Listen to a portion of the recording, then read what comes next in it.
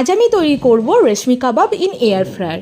Like comment তো করবেই, সাথে শেয়ারও করে দেবে যারা এয়ার ফ্রায়ার কিনেছে বা কিনতে চায়। প্রথমেই চিকেনটা ম্যারিনেট করে নেব।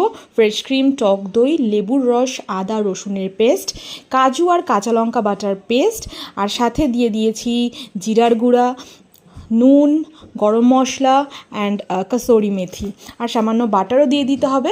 সমস্ত কিছু দিয়ে একটা গ্রেভি রেডি করে নিতে হবে, ঠিক এই রকম কিন্তু দেখতে হবে। এইবার বাড়ি এক এক করে চিকেনগুলোকে এয়ার ফ্রায়ারের মধ্যে সমস্ত কিছু সাজিয়ে দেবো। এক একটা করে চিকেন বেশ ভালো করে এয়ার ফ্রায়ারের মধ্যে দিয়ে দেবো। একটু বাটার ব্রাশ করে নিয়েছি তার আগে। 180 ডিগ্রি টেম্পারেচারে প্রায় 10 মিনিটস চিকেনটা ভালো করে ফ্রাই করে নেব। এপিট ওপিট উল্টে দেবো।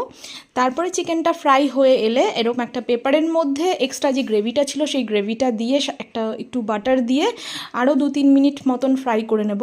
আমার চিকেনটা একটু বেশি ফ্রাই হয়ে গেছিলো, বাট খেতে কিন্তু